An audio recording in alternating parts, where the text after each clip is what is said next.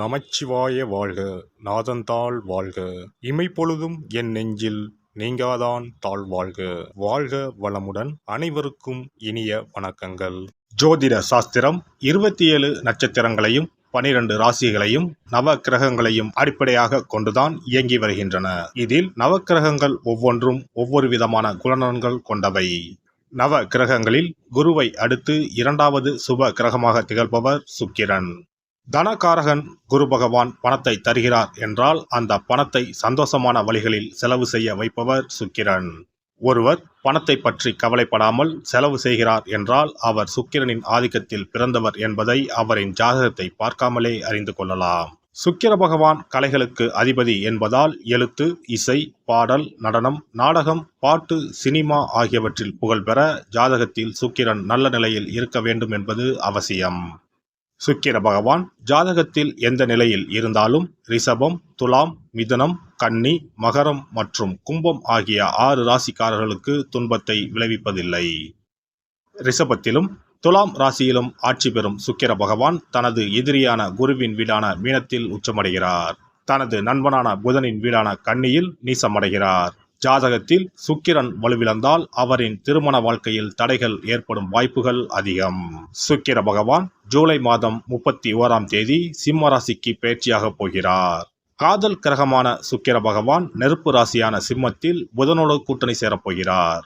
ஜூலை மாதம் 31ஆம் தேதி இந்த சுக்கிர பயிற்சி நடைபெறுகிறது.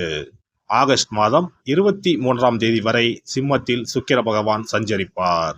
சுக்கிர பகவான் ஜூலை மாதம் இறுதியில் சிம்ம ராசியில் நுழைந்து புதனுடன் இணைய இருப்பதால் லட்சுமி நாராயண ராஜயோகம் உருவாகும். மேலும் ஆகஸ்ட் மாத மத்தியில் சூரியனும் சிம்ம ராசிக்கு வருவதால் சுக்கிராதித்ய ராஜயோகம் உருவாகும். புதன் சுக்கிரனோடு ஆட்சி பெற்ற சூரியனும் இணைவதால் உங்கள் ராசிக்கு என்ன பலன்கள் கிடைக்கப் போகிறது, எதில் எல்லாம் கவனமாக இருக்க வேண்டும் என்று பார்க்கலாம். உங்கள் வாழ்வில் வளமும் நலமும் செல்வ செழிப்பும் பெற்று வாழ்வின் உயரிய நிலையை அடைய எல்லாம் வல்ல எம்பெருமானை வேண்டி விரும்பி கேட்டுக்கொள்கிறேன். விருச்சிக ராசி அன்பர்களே, உங்களுடைய ராசிக்கு 10ஆம் வீட்டில் சுக்கிர பகவான் அமர்வது கலைத்துறையில் இருப்பவர்களுக்கு நல்ல ஏற்றமான காலகட்டமாக அமையும்.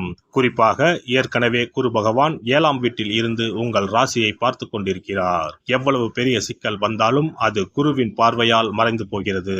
ஒருவேளை ஏற்கனவே நீங்கள் சிக்கலில் இருந்தால் அது பெரிதாகாமல் குரு பகவான் பார்த்து கொண்டிருக்கிறார் என்று அர்த்தம். வரன்கள் உங்கள் வீடு தேடி வரும். பண சிக்கல்கள் சிறிது சிறிதாக விலகப் போகிறது. 7ஆம் அதிபதி 10ஆம் வீட்டில் இருப்பது குடும்பத்தில் நல்ல கலகலப்பான சூழ்நிலையை உருவாக்கும். வேலையில் சுறுசுறுப்புடன் செயல்பட போகிறீர்கள். அதன் மூலம் உயர் அதிகாரிகளின் பாராட்டுகளையும் பெறப்போகிறீர்கள். பொருளாதார வளம் மேம்படும். சிலருக்கு வீடு வாகனம் வாங்கும் யோகம் உண்டாகும். தேவையற்ற செலவுகள் ஏற்படுவதற்கும் வாய்ப்புகள் உள்ளன. குடும்பத்தில் உள்ள பெண்கள் பல வகையிலும் உங்களுக்கு ஒத்துழைப்பு தருவார்கள். விருந்து விழா என்று சென்று வருவீர்கள். உறவினர்கள் வகையில் கருத்து வேறுபாடுகள் ஏற்படலாம். எனவே ஒதுங்கி இருப்பது நல்லது. ஆனால் அவர்களால் நன்மைகளும் கிடைக்கும். கணவன் மனைவி ஒருவருக்கொருவர் விட்டு கொடுத்து போகவும். சொத்து சம்பந்தப்பட்ட பிரச்சனைகளை சுமூகமாக பேசி தீர்த்து கொள்வது நல்லது. தாய் வழி உறவுகளிடம் இருந்து எதிர்பார்த்த உதவிகள் கிடைக்கும். நீங்கள் நீண்ட காலமாக எதிர்பார்த்து காத்திருந்த நல்ல செய்தி கிடைக்கக்கூடும். வீடு கட்டவோ அல்லது விரிவுபடுத்தவோ தேவையான கடன் உதவிகள் கிடைக்கும். ஆனால் உடல் ஆரோக்கியத்தில் மட்டும் சற்று கூடுதல் கவனம் செலுத்த வேண்டும். பணியாளர்களுக்கு பணிச்சுமையும் அலைச்சலும் அதிகமாக இருக்கும். ஆனால் அதற்கேற்ற பலன் கிடைக்கும். சிலருக்கு சலுகையுடன் கூடிய இடமாற்றம் உண்டாகும். பதவி உயர்வு கிடைப்பதற்கு வாய்ப்புகள் உண்டு. அலுவலகத்தில் நீங்கள் எதிர்பார்த்து காத்திருந்த கடன் எளிதில் கிடைக்கும். தொழிலதிபர்கள் வியாபாரிகள் ஓரளவு லாபம் அடைவார்கள். விற்பனையும் லாபமும் அதிகரிக்கும். சக வியாபாரிகளால் ஏற்பட்ட தொல்லைகள் நீங்கும். பங்குதாரர்களால் பிரச்சனைகள் ஏற்பட்டாலும் பாதிப்புகள் எதுவும் இருக்காது. பணியாளர்களுக்காக செலவுகள் செய்ய வேண்டியிருக்கும். பெண்கள் மகிழ்ச்சியுடன் காணப்படுவர். சுய தொழிலில் ஈடுபடும் பெண்கள் நல்ல வளர்ச்சி காண்பர். சிலருக்கு புதிய ஆடை ஆபரணம் வாங்கும் யோகம் உண்டாகும். அலுவலகத்தில் எதிர்பார்த்த சலுகைகள் கிடைக்கும். அதிகாரிகளால் ஆதாயம் உண்டாகும். சுக்கிர பகவானின் அருளை பெற கும்பகோணம் அருகே இருக்கும் சுக்கிரனுக்கு உரிய ஸ்தலமான கஞ்சனூர் சென்று வழிபட்டால் சிறப்பான பலன்களை பெறலாம். சென்னையில் இருப்பவர்கள் மாங்காட்டில் இருக்கும் வெள்ளீஸ்வரர் கோவிலுக்கோ மயிலாப்பூரில் இருக்கும் வெள்ளீஸ்வரர் கோவிலுக்கோ சென்று வழிபட்டால் சிறப்பான பலன்களை பெறலாம். இனி சுக்கிர பகவானின் அருளை முழுமையாக பெற வெள்ளிக்கிழமையில் செய்ய வேண்டிய வழிபாடு என்ன என்பதனை பற்றி காண்போம். வெள்ளிக்கிழமை என்பது தெய்வ வழிபாட்டிற்கு உரிய நாளாகும். அதிலும் குறிப்பாக மகாலட்சுமியை வழிபடுவதற்கு சிறப்பான கிழமையாக கருதப்படுகிறது. நமக்கு செல்வத்தை வாரி வழங்கக்கூடிய மகாலட்சுமி தேவியும் குபேரனும் நம்முடைய பூர்வ ஜென்ம கர்ம வினைக்கு ஏற்ப பலாபலன்களை கொடுக்கிறார்கள். அதை அனுபவிக்க செய்யும் பொறுப்பு சுக்கிர பகவான் பார்த்து கொள்கிறார். ஒருவர் செல்வந்தராக இருப்பதற்கு ஜாதகத்தில் சுக்கிரன் அருள் கட்டாயம் இருக்க வேண்டும். சுக்கிரனுடைய அருள் பெற வெள்ளிக்கிழமையில் சுக்கிரஹோரை வரும் நேரத்தில் இவ்வாறு வழிபாடு செய்தால் சுபபோக வாழ்க்கையை அனுபவிக்க முடியும். ஒருவருடைய ஜாதகத்தில் சுக்கிரன் நீச்சம் பெற்றால் உடல் ரீதியான ஆரோக்கிய ரீதியான பாதிப்புகள் ஏற்படும். சொத்து சுகங்கள் எவ்வளவு இருந்தாலும் அதை முழுமையாக அனுபவிக்க முடியாமல் செய்துவிடும். பெரிய பெரிய பணக்காரர்களை எடுத்துக்கொண்டால் அவர்களிடம் எவ்வளவு காசு கொட்டி கிடந்தாலும் சுக்கிர தசை இல்லை என்றால் அவ்வளவு பணமும் வீண் விரயமாகத்தான் போகும். குறிப்பாக மருத்துவ செலவுகள் செய்தே சொத்துக்கள் அழியும் நிலை வரும். இதற்கு சுக்கிர பகவானுடைய வழிபாடு நல்ல ஒரு பலனை கொடுக்கும். சுக்கிர பகவானுக்கு வெள்ளிக்கிழமை என்பது உரிய தினமாகும். சுக்கிரன் அருள் பெற வீட்டில் வெள்ளி பொருட்களை பயன்படுத்துவது நலமாகும். வெள்ளியில் சுக்கிரன் வசிப்பதாக ஐதீகம் உள்ளது.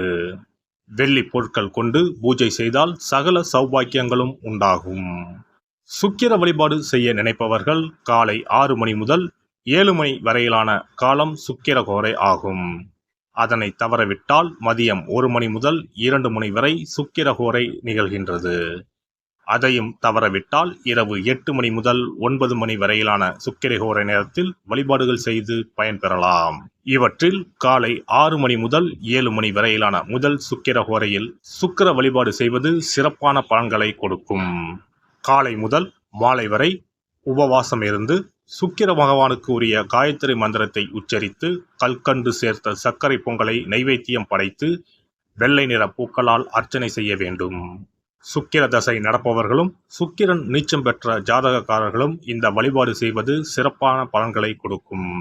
சுக்கிர தசை நடக்கும் பொழுது சுக்கிர வழிபாடு செய்து வர வருமானத்தை சுகமான வாழ்க்கை வாழ்வதற்கு உரிய வகையில் பயணிக்க செய்யும். வீடு நிலம் வாங்குவது, ஆடம்பர பொருட்கள் சொத்துக்கள் போன்றவற்றை வாங்க வைக்கும். அதுவே சுக்கிரன் நீசம் பெற்ற காலத்தில் இந்த வழிபாடு செய்பவர்களுக்கு வீண் விரயங்கள் இல்லாமல் ஓரளவிற்கு வறுமையிலிருந்து பிழைக்கச் செய்யும்.